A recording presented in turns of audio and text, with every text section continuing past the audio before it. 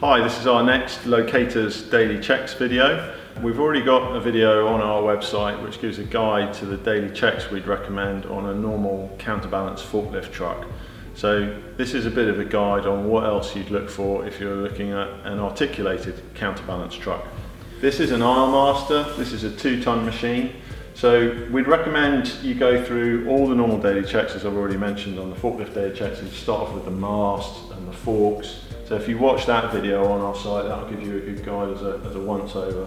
What it doesn't mention is this section here, which is unique to articulating trucks. This allows the truck to turn into a pallet racking location and work in a much narrower aisle than a counterbalance truck. And you'll see from the size of the wheels, unlike a reach truck, it allows you to then take the load and take it out into the yard and load a lorry. So it'll work indoors and outdoors, which is very, very good in terms of space saving. You can reduce the number of trucks you use and maximise the efficiency of your warehouse. But they do have some additional moving parts.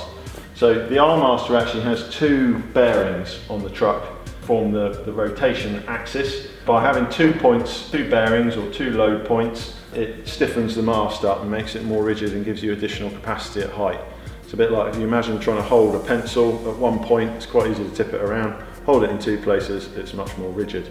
Turning into a rack, or you're using any sort of forklift truck in a racking environment, you can get impact with pallet racking, you can get impact with loads and goods and doorways when you're driving in and out. On the bearing side of things, really what you want to be doing on top of your normal checks is getting down and having a look underneath and up into the bearing sections, seeing if there's any kind of swarf or evidence of any metal grinding or anything like that, and obviously check for any obvious signs of impact.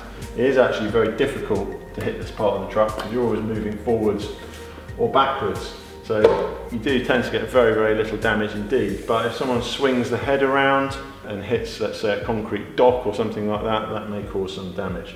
So on top of all your normal daily checks, just be sure with an articulated truck you get around and check the pivot points.